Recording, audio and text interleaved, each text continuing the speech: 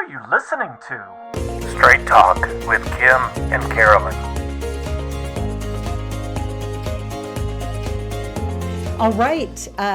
We want to welcome you to another episode of Straight Talk with Kim and Carolyn. We have a couple of guests tonight who will be... Hey, first off, Yeah, though, what? Yeah. Oh. So I'm Kim.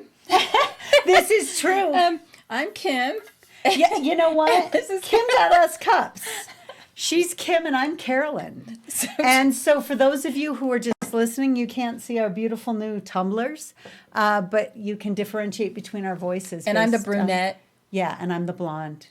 Yeah, okay. So tonight we're going to be talking to a couple of legislators who have run legislation. We talked to Representative Birkeland during the session, I think, and we will follow up with her to find out kind of what's going on now that a lawsuit has been filed within the state. And Representative Barbara Ehardt, who was the first in the nation to run this type of legislation protecting women in sports. And not from Utah. She's not one of ours. She We're is borrowing not her one of tonight. ours. Yeah, that's true. She is joining us from the state of Idaho, Nice. where the first legislation was run on this topic. And we will wrap up with a discussion about what's going on in our primaries with the debate commission and the refusal of the GOP to be subject to a left-leaning debate commission in And the our primary mainstream debates. newspapers are whining that look at the incumbents haven't been showing up to the Yeah. leftist Yeah, to the left-leaning leftist debates. party. Yeah. They're a little upset about that. But we should have a whole hour about some of that one of these days. So anyway, we are going to welcome Representative Barbara Ehardt from Idaho, who's joining us tonight. And Barbara, thank you so much for coming on. Oh, you guys, thanks for having me. It's always a pleasure to be able to come on and speak to this legislation and really lend some clarification as to what it really is doing and the importance that this continue to be passed in the various states. Okay, now this is not new for our podcast. So this issue, as you mentioned, Carolyn, that we did cover it during the session when Representative Birkeland was running the legislation second year in a row. But this is fun to me tonight to get a perspective outside of our own state and really where Idaho has led. And let's say that is where Idaho has led and where Representative Ehardt has led, because when this first occurred, I remember hearing an interview with her when she was running this legislation, and it was, I think people weren't quite sure where any of this was going to go, if it had the possibility of passing, and it was a brave thing that she did. I would like you, Representative, to talk to us a little bit about your background and what led you to the point where you decided to run this legislation that really protects women in sports. No, I really appreciate that. First, I think it's important to note that my background is as a Division I women's athlete. I played basketball at Idaho State, but then I also was a Division I women's basketball coach. After playing, I had an opportunity to coach as a career choice for 15 years at 4 fantastic institutions. And I was at UC Santa Barbara. I was also down there at BYU. I was at Washington State, and then as a head coach back in the Big West at Cal State Fullerton. So I was able to experience sports in all of its greatness. And I was also, I like to say, I was a product of time. You see, when I was growing up, no doubt, probably being older than many of the people listening to this, women don't understand, and certainly our young girls don't understand, that the opportunities I had growing up were incredibly limited. And people would ask me, they'd say, Barbara, what do you want to be when you grow up? And other than being a mom, I mean, we were looking at maybe a school teacher or a secretary, and I didn't want to be a secretary. And I would tell them that I wanted to play sports. And I am telling you, I literally was told that's not what girls do. And so in 1972, as an 8-year-old kid, Title IX literally changed my life. I didn't understand it at that time, but Title IX changed my life. And so as I, went through the process of myself having the opportunity to play collegiately and then to coach, I was very much aware of those women who had gone before me and paved that path forward and made it possible for me to play with many of the sacrifices that they had. And then, and going forward and looking at the people who would follow, I have always cognizant of making sure that those who would follow me would have those opportunities. Little did I understand that what this literally meant was, to literally fight to have girls and women have opportunities because of the invasion of biological males, boys and men, into our sport. And for me, what really started this was watching and following and posting about what was happening in Connecticut. It was something that I was kind of aware of and I joked about probably 10, 12 years prior. But as I watched what happened in Connecticut and how quickly things changed in the course of 18 months, less than 18 months, they went from not just one, but two biological males in Miller and Yearwood, who not only raced, but literally took first and second place, where the fastest gal in the state, Chelsea Mitchell, was taking third. The fastest gal in the state wasn't finishing first or second. There were 85 championships and 15 state titles. Let that sink in less than 18 months. 15 state titles were owned by two biological males that up to that point, 9 gals had owned before. So it was watching all this happen that I remember just here in my neighborhood. It was in 2018 on a Sunday evening, just thinking, I can't believe that people are letting this happen. I mean, this is what I was thinking. I just finished my first session as a legislator, and I was thinking somebody should do something. And it occurred to me, I'm a legislator. I should do something. I should do something. And that whole process took, like 18 months to 2 years, because that started in 2018. And it wasn't until the 2020 session that I was able to bring it forward.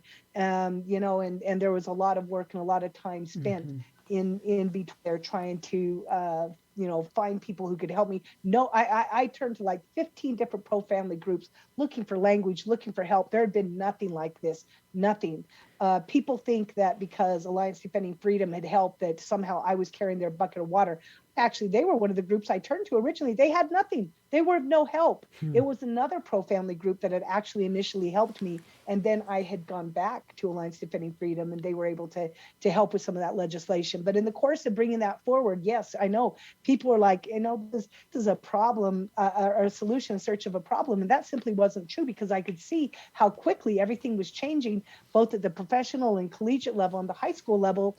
And it's not fair to leave this in the hands of high school kids and the parents and administrators and teachers, because this is the sort of thing that can absolutely tear communities apart. And so when Representative Birkeland first brought this, I was also one to help her. And, as a matter of fact, I think it was me that had talked her into actually being the person to bring it forward, that it needed to happen in Utah. And so to see this happen, to see the legislators in your state turn around and overturn Governor Cox's, silly. I watched last year when Governor Cox made it very clear that if this happened to go forward, that he would veto it. I saw what looked like tears to me, crying for people, not for the girls. He wasn't shedding a single tear for the girls or for the women whose spots were being taken up by biological males. He was shedding for people who already had an opportunity. Boys already compete. Nobody's taken away their opportunities. They can compete on their side.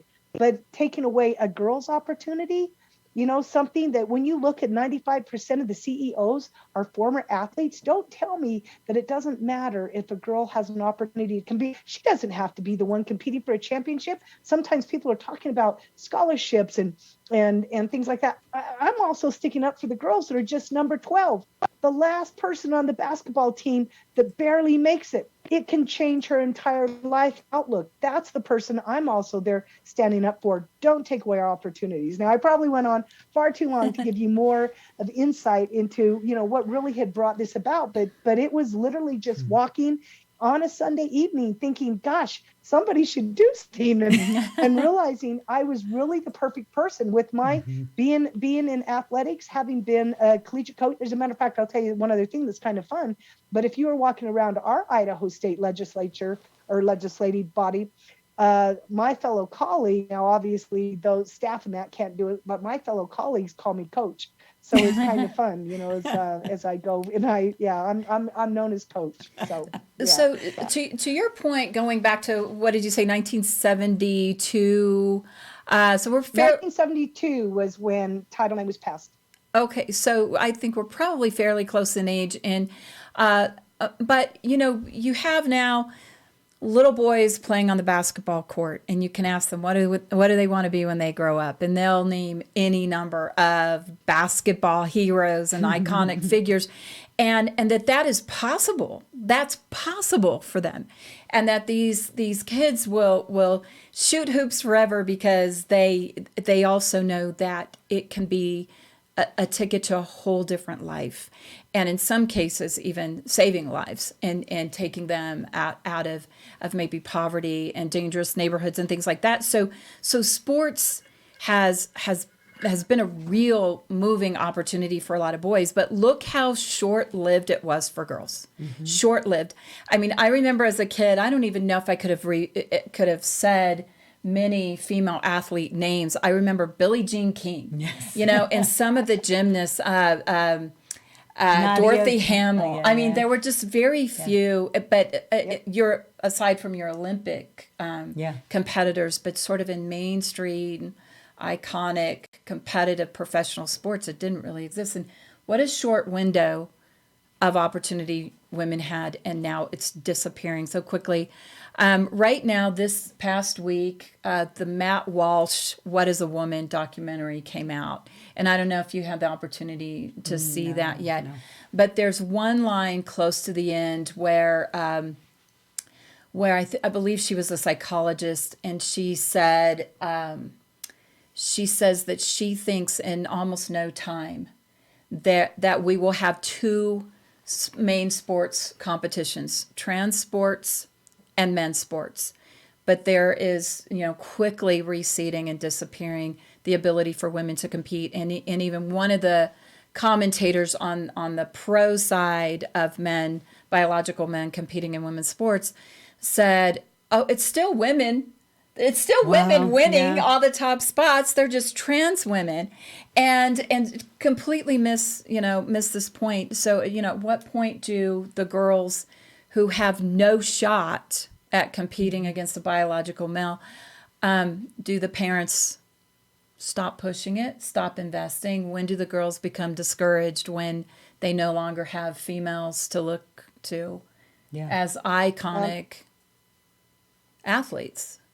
Yeah, and that's interesting. That's interesting because one of the things that I've been doing since I've been able to pass this is I have had an opportunity to testify in almost every state where this legislation has been brought forward. And you can probably again see why. Not only have we sit in Idaho, and I'm able to testify as to not only the economic success, because that's one of the things used against states, that they're going to be hurt economically. Mm-hmm. It'll be a discriminatory move, yada, yada. And that's not the case at all. No one's been hurt economically. As a matter of fact, these states that have passed this legislature, Idaho, actually, we're just ahead of you guys as the fastest growing #1 state in the nation. Not that I want to be there, but I mean, as far as everybody coming to Idaho. But the other point on this is I've been able to testify that, I like to take some of the arguments that they use and show them where the fallacy of this is. And let me just take one of them. One of the things that we try not to do is I refuse to use their language. And one of the reasons I refuse to use their language, and that includes trans and cis. And the reason being, in the world of basketball, when I was coaching, and I still actually coach high-level travel boys basketball with many of my kids right now playing collegiately, but I like to throw this out there. And so let me ask you guys this. You probably consider yourself as being strong women, and you have a strong mind, right? So knowing that you have a strong mind, if I were to tell you, hey, now I don't want you to think, whatever you do, don't think about a great big pink purple dotted elephant with its long trunk reaching out and drinking a can of Coca-Cola. What did your mind see? It saw a great big pink purple dotted elephant drinking a can of Coca-Cola, even though I told you not to think about it, and I use that example on the court when I say, hey, player X, quit taking the ball, passing it to the corner and turning it over, because I've just reinforced in player X's mind, take the ball, pass it to the corner and turn it over. Instead, I need to tell him what to do. That same philosophy applies to the language that the left is using. For example, if I were to use, and I know that many leftist judges are wanting me to do this, if I use the term trans girl or trans women, the mind doesn't understand what that is, or cis or whatever. And so it sees a woman. But because I have been accused of being bigoted because I insist on calling them biological boys and biological men, but that's what they are. And so I don't want to paint a picture in your mind of the wrong thing.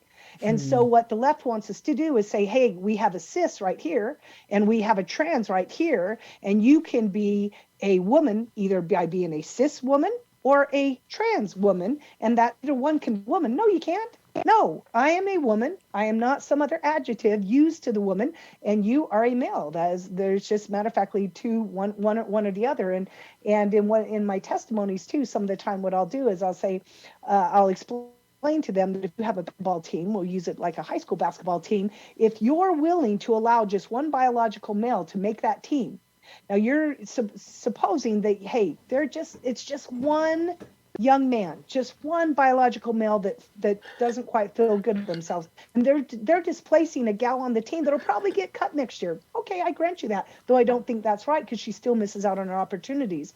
But we're looking at this very myopically because that one biological male, now the entire dynamics of the team just changed, not just from the locker room, but it changed from who might have been the number one scorer, the MVP, the best rebounder, all because of this male. But it doesn't stop there with just a team. Every team that this team now plays, every team, it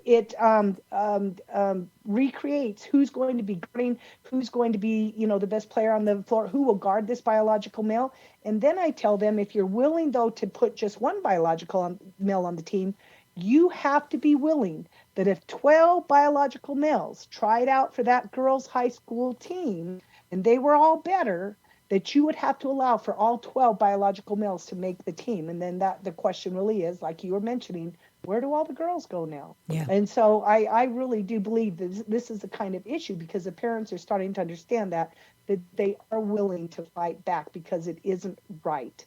Title IX was about providing us the same opportunities that our male counterparts already had. And our male counterparts' opportunities have not been taken. And isn't it funny that just because a male kind of feels funny, he doesn't feel right. Lee Thomas, the NCAA swimmer, didn't feel right having to swim with the men, even though Leah swam with the men for 3 years. It doesn't feel right. It's just like how it was when I was growing up. Hey, the guys don't want this. We'll just give it to the girls. Or the guys, hey, we're getting new uniforms for the guys. This always happened. We'll give the girls the old uniforms. Hey, the guys want this practice time, so we're going to move it. We're going to give the girls 9 at night. I mean, on and on and on. We get the leftovers, and it's important that we stand up and we say it's not right for the men to continue to step in and decide what and who we get to play against and who's making these decisions. They are biological males, and I am not apologetic for standing up to say it's not right that they should be participating in girls' sports. And I'm probably taking up your time. I'm going to say one more thing, just one more thing. The other thing that we have to remember is that it doesn't matter. Puberty blockers don't make a difference as far as, if we give them, as long as it happens before they hit puberty, if we get them to decide like they're 5-year-olds. Guys, I have been doing basketball clinics and leagues for little kids on 15, 20 years. And I am telling you over and over, I have seen in these leagues of kindergarten, first grade, second grade, third grade, all the leagues, that parents will sometimes find a bunch of little girls who want to be on the team together instead of co-ed, because when they're little, you think, so we'll get an all-girls team. And sometimes I'll have an all second grade girls team going up against the boys. I'm telling you, the boys running around, they're knocking them over, they're grabbing the ball, they're scratching, they're clawing, they're running down and doing layups. The girls are throwing the ball and the boys are stealing it. Pretty soon the girls are crying. I have literally had to take time and time again like an all third grade or an all second team and move them down a level or two to play with the younger boys because they weren't able to. It's almost It's almost as if it's that biology is more than just the physical attributes. Sometimes it could be instinctual and behavioral, and that might not be. I mean, hormone blockers may not change those aspects of male and female. It's true. I used to say, so I'm a mother to 5 boys, and all of my boys, when they were 3, started playing violin. And I used to laugh when my oldest boys, I would watch them in their group lessons with their violin bow, shooting. That is also, I was going to say, that's a sword too, right? That's right. They would shoot and they would use it as a sword, while the girls were just so Lightsaber. polite. Yes, and these are 3 and 4-year-olds. Yeah. This is about who they are and how they value things, right? Yeah, it impacts everything that they do. That's So a the really good lawsuit, point. there's a lawsuit. What can you tell us about the lawsuit? Yeah, during the hearings when I first brought this forward, the ACLU made it very clear that if this passed, that they would sue, and they said there'd be a lawsuit. And in my testimony during the House, I said, "Oh, let me tell you, there'll be lawsuits, all right, but let me tell you from where they'll be coming. They'll be coming from the parents of the girls rather, whose boys had displaced them on the teens. But the ACLU kept their word. They sued 2 weeks later, and it has been sent back down from the Ninth Circuit to the federal district court where it started, because the Ninth Circuit had decided that the other side, Lindsay Hecox, is the biological boy that had decided to try to run for Boise State, and Lindsay Hecox had withdrawn from Boise State, and so the Ninth Circuit determined that they didn't have standing. Unfortunately, Judge Nye has just sat on this, and it's been over a year, and so at some point we're going to be putting a little more pressure on Judge Nye. Had sat on it so long, he asked for both sides to resubmit briefs on the case. So we shall see. We should expect that. I would like to see that Lindsay Cox is determined to have no standing, and the legislation would then go into effect. If not, it'll go back to the Ninth Circuit, and from there, depending on what happens, it would be appealed to the Supreme Court. West Virginia is farther along in this process. They were sued the following year, and it's moved farther along. It's a much narrower scope, having to do with one person. So part of the legislation is enacted there, and this legislation actually is enacted in most states. I know Utah's been sued, and Indiana was just sued. As you know, Indiana also overturned their governor to pass this, and so it's been very gratifying to see so many state legislators step up and say, you know what, we're going to do the right thing for our parents. It doesn't matter if you want to threaten us with lawsuits, as the ACLU has done in every case.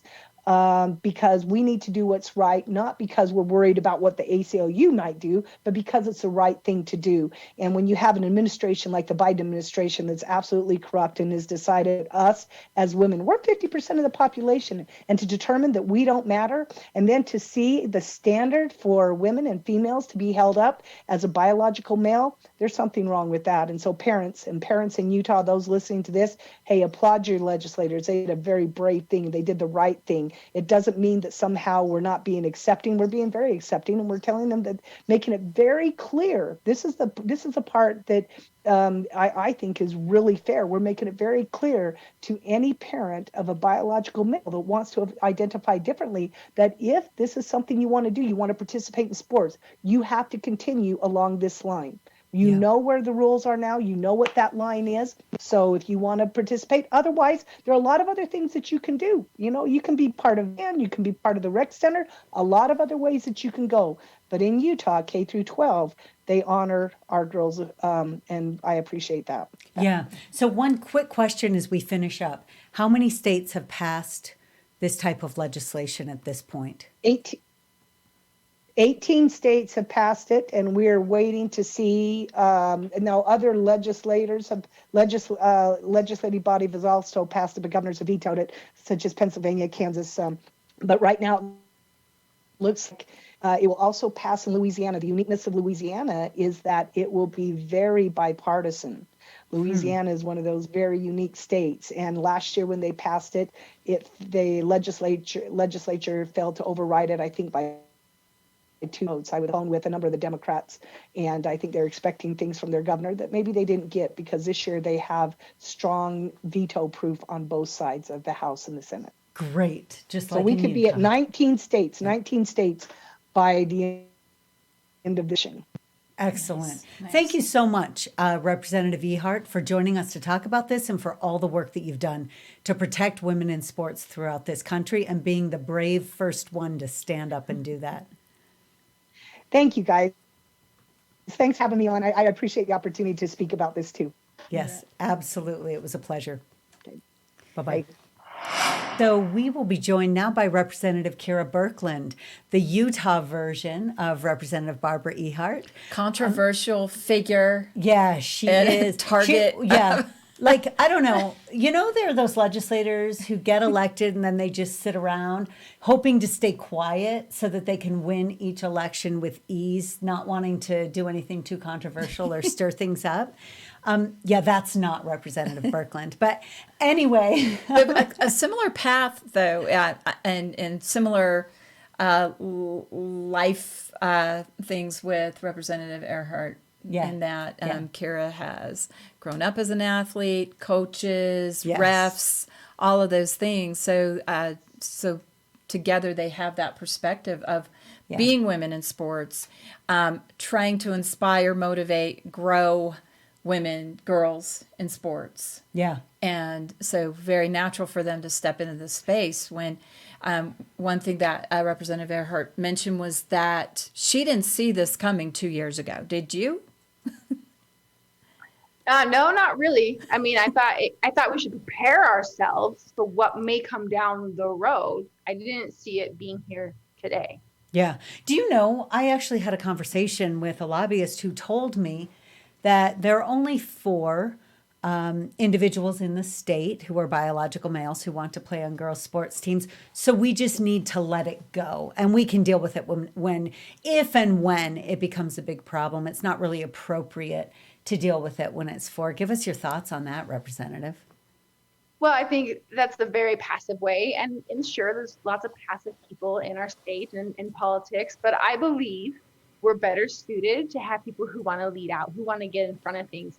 I feel for those few kids that feel like this is targeted at them. When I ran the bill in 2021, there were 0 kids who were openly transgender playing. And I thought that was the perfect time because then nobody feels like it's targeting them. Yeah. And I was told then, no, don't do this because it's not needed. It's a solution looking for a problem. And now there's only 4. So no, don't do this because it's targeting or it's not really a big problem yet. Yeah. And then when there's 20, 30, and it's someone's granddaughter, Yeah. maybe that same lobbyist will be saying, now address it. But now we're talking about a lot of kids, a lot of displacement, and a lot more problems. Yeah, no, that lobbyist won't be saying that. I was actually told that they're killing themselves as a result of this type of legislation. So we really shouldn't do anything and we should allow girls to suffer because there are lots of opportunities for girls out there. That literally is what I was told. So what are the Yeah, numbers? What are the numbers? Well, That that we I'm know. aware of. So as of March of 2022, the High School Activity Association knew of 4. Now, spring sports were coming up, and I didn't check in with them to see if that number increased with spring sports. But at that point in March, there were 4. I know of another 6 for sure, possibly 2 more that, I never got to really talk to the parents or the coaches to know for sure, but 6 to 8 more that I just know of outside of that, which, I understand that may seem like a low number. There's then maybe 12 girls who are going to maybe just be displaced. But again, do we want to wait until this is a massive problem and there's a ton of girls who are now being displaced? And I think for me, the one thing I go back to is how many parents say, my daughter got a scholarship. She's the first daughter of mine to ever go to college. And it's because she got a scholarship in wrestling or mountain biking or golf or whatever, the athletic event is, but she's going to college. And they're like, thank you, because I would like that for my granddaughter one day. Well, so Kira, Representative, when you talk about hard numbers of displaced girls, the thing that I think about is how many exponentially more displaced dreams, right? I mean, if you as a young female athlete or some of the girls that you work with have a dream that they can achieve that scholarship, they can play professionally and have a life path, what happens to all these girls that realize, no, girls' sports won't really exist for them anymore? And what does that do? And even beyond that, if I may, it's not even about just that sport. It's how many young women felt like, especially after hearing that the governor was vetoing it and why, that they just needed to sit down and be quiet. And they feel that way everywhere they go in athletics. They go to gym class and they feel that way in gym class. Girls, you are less than here in gym class. Let the boys play the games. You better not play dodgeball with the boys. If you're going to play, we're going to make them throw left-handed. They constantly feel this way, just as it is. And then his letter and the veto and the narrative from the media was very much telling transgender youth that they weren't loved, which was never the case for any legislator that I know of, but then also telling girls to be quiet because their hopes and their goals and their desire to be seen and heard wasn't important enough. Well, but That's what really frustrates me. We've had 50 years under Title IX to be heard, and so that was enough. We can go back to being quiet and go back to pre-1972. We can go back to the kitchen. I was just thinking this, like, I think the message is it's time for women to take off those shoes, be barefoot and pregnant, and take their but even then, men can be pregnant now. Yeah, so that's true. there's retake their place in the kitchen. I think that's what the left is telling us here. It's how I feel. and our governor. I mean, he definitely took the side of that message to girls. A lot of girls, honestly, they have emailed me. They haven't stopped emailing me or calling me or messaging me saying thank you. Like, thank you for letting me have a voice, because in this day and age, I don't feel like I have a voice, because you see what happens when you share a thought, you share a resource. You say, hey, not sure how to handle transgenderism in your school. Here's the law and here's some resources. It's like the whole world's going to implode. Yeah. How could a teenage girl handle that? They can't. And so they need women like us to step up and say, in a kind, compassionate way, we see you, you matter, we'll find a solution. Yeah. Well, and that's what you've done, right? And it hasn't been easy. I'm curious. We know that a lawsuit was filed recently in Utah, and by the parents of two biological males who want to play women's sports, girls' sports. Give us an update on that, where the state is, how the state is responding at this point, and if they're being supportive of the law, and what will happen now with this legislation. I know there was a backup in it, so tell us a little bit about all that. Well, first, I'm not an attorney. However, I did read the briefing. I actually think their pleadings are really good. I can't complain about how they're pleading. I understand I love how they quote the governor's veto letter, and they really kind of dive into the emotional side of it. And I can respect that, and I appreciate that. However, their claims are very, in my opinion, and again, I'm not an attorney and I'm not the judge. In my opinion, their claims are very weak. For instance, their second claim, they talk about Article 4, which is talking about women's suffrage and elections. And they want to make that leap that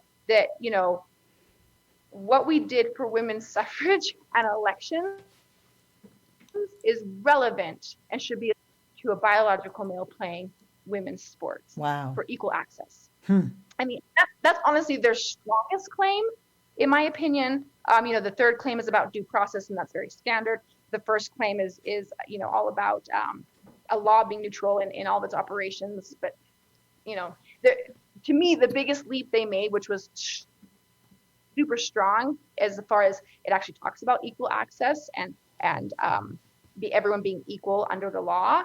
Yeah. But they're referencing something about elections and women being able to vote and women being able to hold office. I just don't see how that can be leapt into boys playing in women's sports. But anyway, so I think their lawsuit's very interesting. I'm excited to see how our Attorney General's office is going to kind of challenge it and take it on. I've received a lot of positive feedback from all of my colleagues.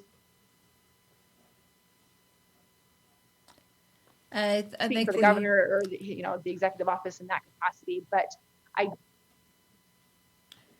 you're cutting out a little bit. So you were mentioning that your colleagues in the House and Senate are very supportive.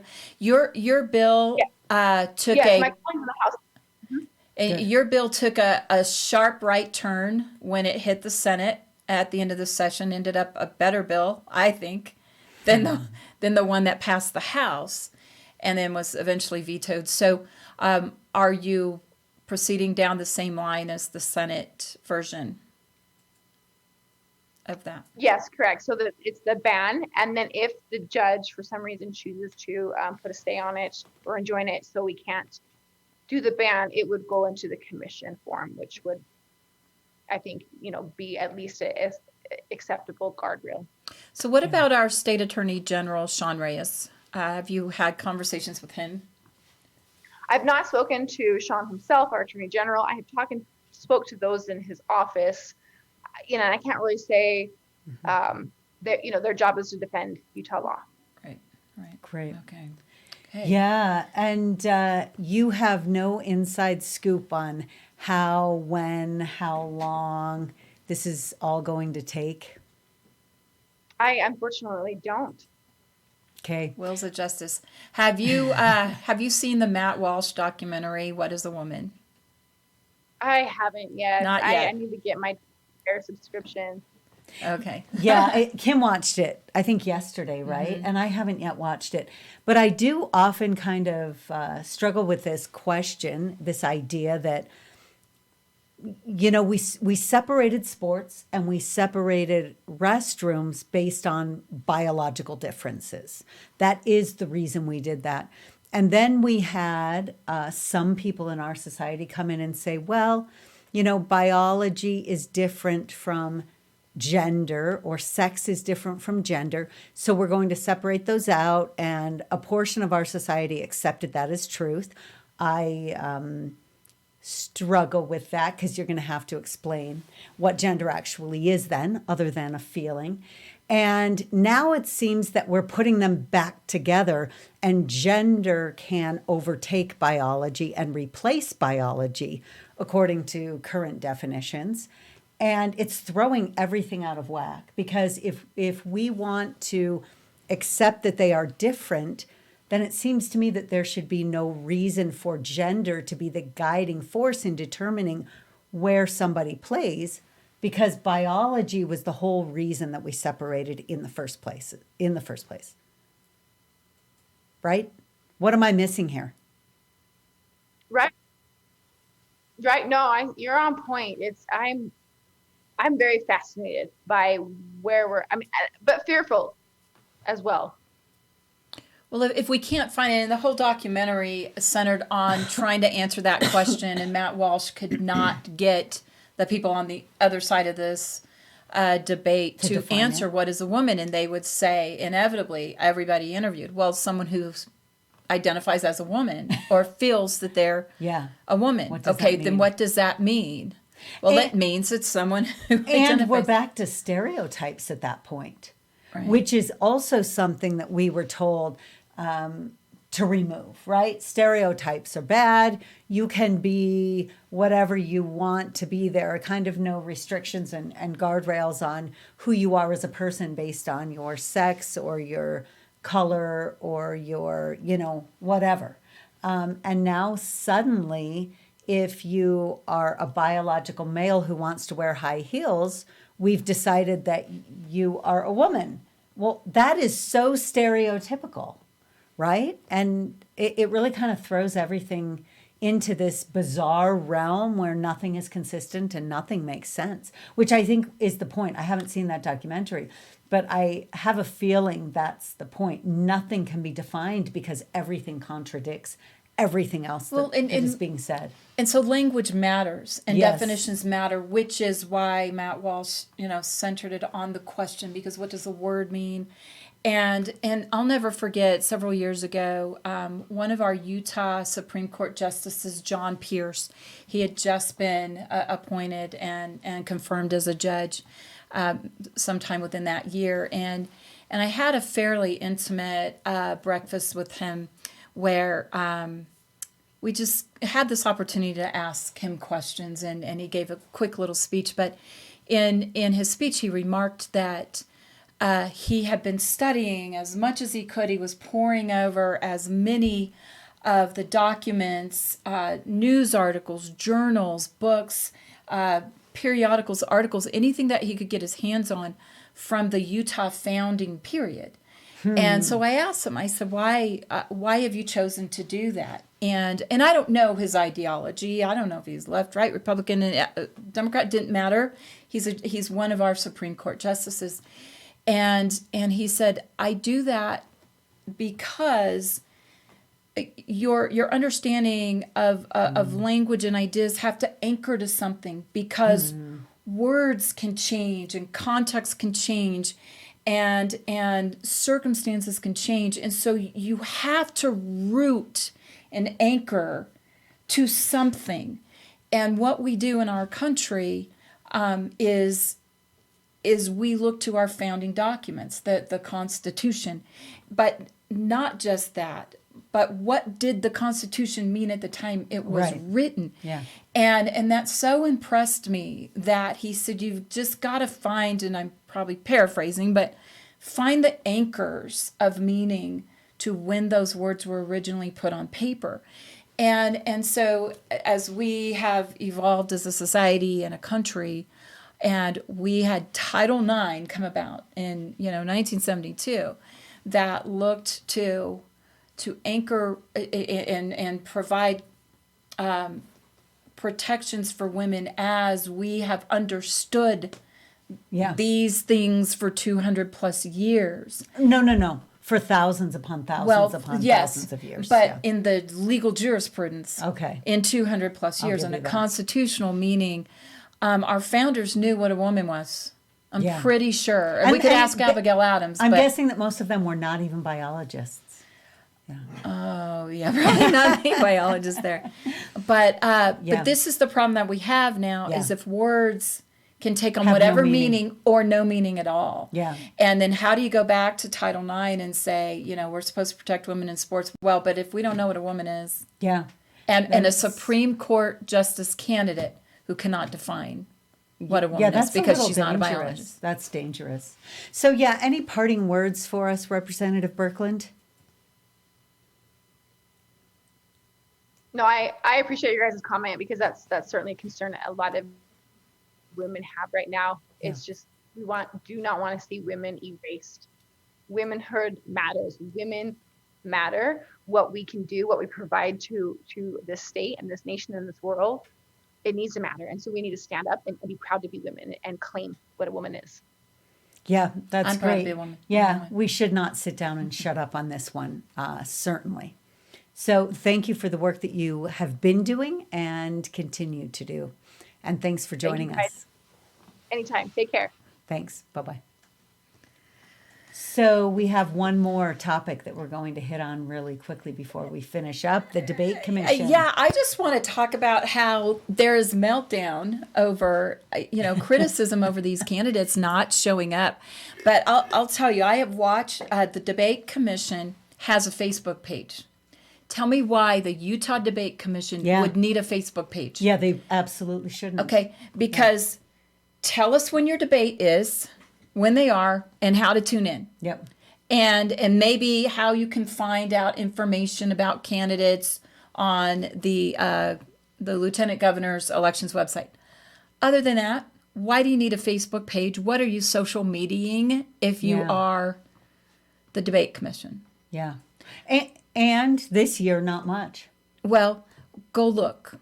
Go look Okay. at the Facebook page for the Utah Okay. Debate Commission and scroll and look at everything. Now, what happens is the Debate Commission is supposed to be a neutral Yes, and it is. nonpartisan, bipartisan commission that hosts debates. Yep.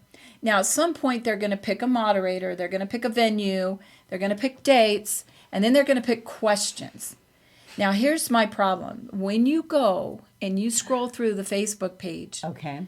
they are choosing repeatedly, chronically, and endlessly, they are choosing articles and topics that they then post, and that elevates an issue in the mind of the audience, the social media audience, which is not their role, and I would say is a contradiction to their role. And a violation of their limitations. Absolutely agree. Yes. because they are presenting themselves. If those articles are have anything to do with politicians and politics, and I don't know why they would touch anything that doesn't have to do with politicians and politics. I haven't looked at their Facebook page. Then it's inappropriate. It It's is inappropriate as a nonpartisan or bipartisan, whatever they paint themselves as, commission. Now, what they've done is they've constituted themselves where their members are representatives from mainstream media and higher education. That's totally nonpartisan. Okay, so I'm sure you both tell of me those, what flavor of articles you think they choose of to course. post Of all the course. time. Yeah, so would you appear with them moderating a debate? Absolutely not, especially a primary Well, debate. I did. I mean, when I ran for Congress 2 years ago, I did participate in their debate, but again, hosted by mainstream media that's a little bit left leaning, tends to be. In the state of Utah, we have no right-leaning media, period. And the questions were left. Yeah, The questions of course were they left. were. So And this was a primary it's primary. for you as well. So I'm appreciative of the party. Yeah, so for saying we'll explain take what the care of party our did own. this year. Yeah. So this year, the party, actually, the state and the county, Salt Lake County party. GOP parties. I assume in other counties as well, but I can't say that certainly. But the Salt Lake County GOP and state GOP hosted their own debates for their primary candidates. Yes.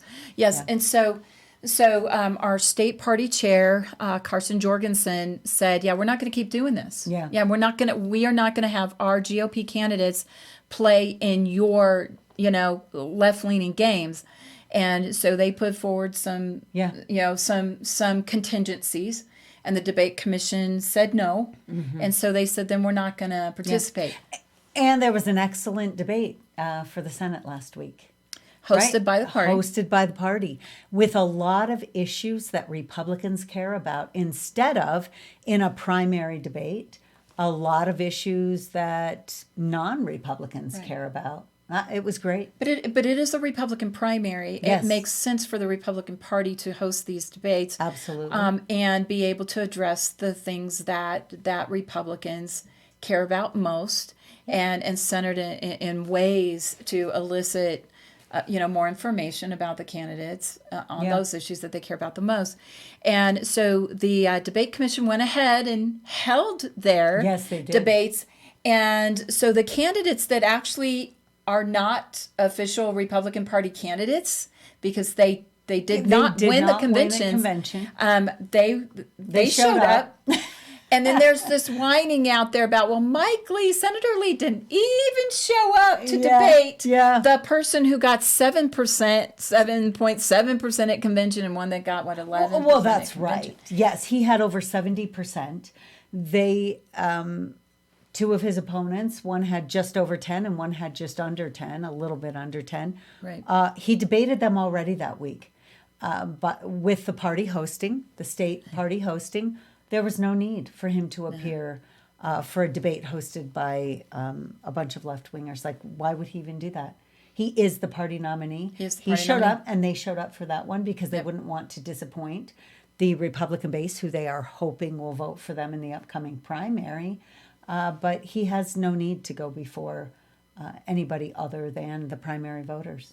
Well, I've been a steady critic of the Utah Debate Commission, and there are co-chairs, one Republican and one Democrat co-chairs, and so they say it's kind of fair and balanced. But if you go look at the material they put out, what the Debate Commission does on their social media is they elevate topics. When they pull whatever Deseret News, Salt Lake Tribune article they choose to have you read, then they are now trying to influence the political mind.